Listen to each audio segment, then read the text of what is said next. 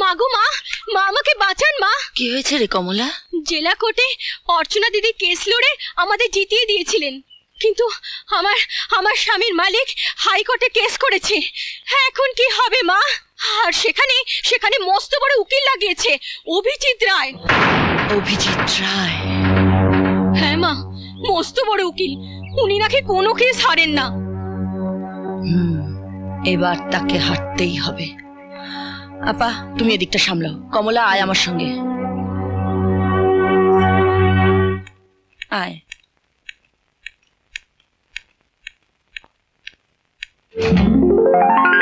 অর্চনা। কি মা? কমলা বলছিল জেলা কোর্টে হেরে গিয়ে ওর স্বামীর মালিক নাকি হাইকোর্টে আপিল করেছে। হ্যাঁ দিদি। যেখানেই আপিল করুক মা, বিশেষ কোনো লাভ হবে না। কিন্তু ওদের হয়ে কেস লড়ছেন ব্যারিস্টার অভিজিৎ রায়। তাহলে লড়ুক না। অভিজিৎ বাবু যত বড় ব্যারিস্টারই হন না কেন, এ কেসে জিতবো আমরাই। কারণ আমার সাথে রয়েছে তোমার আশীর্বাদ। আমার আশীর্বাদ তো সবসময় তোর সাথেই আছে মা। কমলাদি, তুমি চিন্তা করো না। সত্যের জয়যাত্রাকে পৃথিবীর কোনো শক্তি রোধ করতে পারে না। জয় আমাদের হবেই। ইওর অনার, এই কেসে জেলা আদালতের রায়ে ড্রাইভার নন্দমণ্ডল সম্পূর্ণ নির্দোষ বলে প্রমাণিত হয়েছে। ধর্মাবতার, আমি কি সাক্ষীকে জেরা করতে পারি? Yes, Miss Archana. You can proceed. Thank you your honour. নিরাপদ বাবু, বলুন। আপনি তো দুর্ঘটনার সময় ঘটনাস্থলে উপস্থিত ছিলেন, তাই না? হ্যাঁ হ্যাঁ দিদিমণি। হ্যাঁ, এবং আপনি দেখেন যে এই লোকটা একজন পথচারীকে গাড়ি চাপা দেয় এবং ঘটনাস্থলে পথচারীর মৃত্যু হয়। রাইট, পয়েন্টটা নোট করবেন ইওর অনার। হ্যাঁ নিরাপদ বাবু, এবং আপনি দেখেন যে সেই পথচারীকে গাড়িটা চাপা দিয়ে রাস্তার পাশের একটা পোস্টে গিয়ে গাড়িটা ধাক্কা মারে। কি তাই তো? না দিদিমণি, এই লোকটা তো গাড়ি চালাচ্ছিল না, চালাচ্ছিল তো অন্য লোকে। এই পয়েন্টটা নোট করা হোক ইওর অনার। ইওর অনার, আমার লার্নেড উকিল মহাশয় বললেন যে সাক্ষী নিরাপদ বাবু নাকি গত 5 বছর ধরে মানসিক চিকিৎসালয়ে চিকিৎসাধীন ছিলেন এবং সেই জন্যে তার সাক্ষ্যের উপর নাকি নির্ভর করা যায় না। মিলর্ড, একজন চিকিৎসক তার রোগীর চিকিৎসা তখনই বন্ধ করেন যখন তার রোগী সম্পূর্ণ সুস্থ হয়ে যায় অথবা মারা যায়। এক্ষেত্রে ইনি যখন এখনো মারা যাননি, তখন একথা নিশ্চিত যে ইনি সম্পূর্ণ সুস্থ। নিরাপদবাবু যে ডাক্তারের চিকিৎসাধীন ছিলেন তার সমস্ত মেডিকেল রিপোর্টস আমি অলরেডি আদালতে পেশ করেছি। ইওর অনার, সত্য কখনো চাপা থাকে না। আসল সত্য হলো এই যে যেদিন দুর্ঘটনা ঘটে সেদিন ড্রাইভার নন্দমণ্ডল গাড়ি চালাচ্ছিল না, কারণ সেদিন সে ডিউটিতে যায়নি। তার ফুড পয়জন হয়েছিল এবং সে একটি সরকারি হাসপাতালে ভর্তি ছিল। সেই সরকারি হাসপাতালের ডাক্তারের রিপোর্টও আমি ইতিমধ্যেই আদালতে পেশ করেছি। ধর্মাবতার, সেদিনের অ্যাক্সিডেন্ট হওয়া গাড়িটির অবস্থা দেখে যে কোনো লোক বলে দিতে পারে যে গাড়ির ড্রাইভার মারা গেছে অথবা গুরুতরভাবে জখম হয়েছে।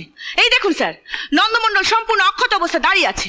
আর ওই দেখুন স্যার, গাড়ির মালিক কার্তিক সাহার হাতে মাথায় এখনো ব্যান্ডেজ বাঁধা। আসলে সেদিন মদ্যপ অবস্থায় গাড়ি চালাচ্ছিলেন গাড়ির মালিক কার্তিক সাহা নিজে। তিনি একজন নিরীহ পথচারীকে নির্মমভাবে অ্যাক্সিডেন্ট করে মেরে ফেলেন এবং তারপর গাড়ির উপর সম্পূর্ণ কন্ট্রোল হারিয়ে রাস্তার পাশের একটি পোস্টে গিয়ে ধাক্কা মারেন। তাতে গাড়ির ড্রাইভার সেট ভেঙে চুরমার হয়ে যায় এবং উনি আহত হন। নিজে অপরাধ করে শাস্তির হাত থেকে বাঁচবার জন্য সমস্ত দোষ চাপিয়ে দেয় গরিব ড্রাইভার নন্দমণ্ডলের ওপর। এইরকম জঘন্য অপরাধীর কঠিন শাস্তি হওয়া উচিত বলে আমি মনে করি ইওর অনার। আদালতের কাছে আমার প্রার্থনা এই যে জেলা আদালতের রায়কে বহাল রাখা হোক এবং প্রকৃত অপরাধী তার কৃতকর্মের জন্য শাস্তি পাক। That's all your honour.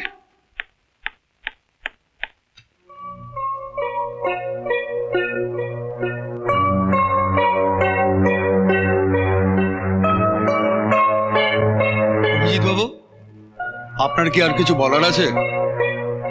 Abhijit বাবু, অভিজিৎ বাবু, আপনার কি আর কোনো বক্তব্য আছে? জজ সাহেব আপনাকে কিছু বলছেন। অভিজিৎ বাবু,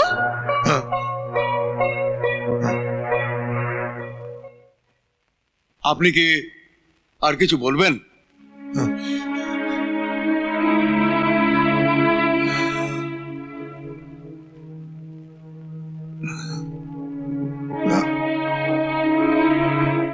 পক্ষের উকিলের বক্তব্য আর সাক্ষীর সাক্ষ্য দ্বারা এটাই প্রমাণিত হয়েছে যে নন্দলাল মণ্ডল সম্পূর্ণভাবে নির্দোষ, আর এই আদালত তাকে সসম্মানে মুক্তি দিচ্ছে। আর আসামি কার্তিক সাহাকে 2 বছরের সশ্রম কারাদণ্ডে দণ্ডিত করে জেলা আদালতের রায়কেই বহাল রাখছে। মা, মা গো, জানো মা, তোমার আশীর্বাদে আজ হাইকোর্টের কেসটা আমরা জিতে গেছি। আমি জানি মা, তুই এভাবেই সব লড়াইয়ে জয়ী হবি। তুই যে সত্যের পথে আছিস।